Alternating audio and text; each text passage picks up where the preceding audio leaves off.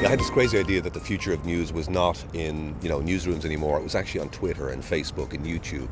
So about 2.5 years ago, I set up Storyful to be the first news agency designed for social media. And so what we do is we go out and discover and verify and then deliver those really valuable pieces of content from the social web into newsrooms.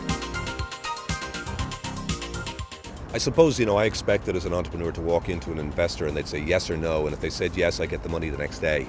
It's a long process. It can take 6 to 9 months to get that money in the door for an investor. That's a long, lonely journey. So I was on my own, January 2010, with a good idea, with a potentially great business, but no one really to mentor me in those first months to get my first funding. And that's when I met Dublin Bic. Dublin Bic are remarkably good at spotting the flaws in your plan, testing it, testing the assumptions you've made. And if you're wrong about anything, they give you the help to pivot, to change. It took me about 9 months to actually land the deal. And there was a lot of heartbreak along the way.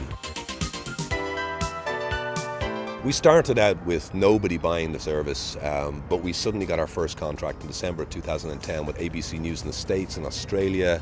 We now have YouTube, New York Times, Reuters, and hopefully we're moving into a new market where we'll have higher volume sales. So, not just talking about potentially hundreds of news organizations, but potentially tens of thousands of journalists, and become a news agency that really is a global force, and that's the next step. It's funny with any startup, no matter how strong you are, you can never say where you'll be in 2 or 3 months' time, let alone 2 or 3 years. But right now, the exciting challenge for Storyful is that we can see success. Success is becoming a global force. Every journalist in the world knowing exactly who we are. And we're close. We can touch it and smell it and taste it.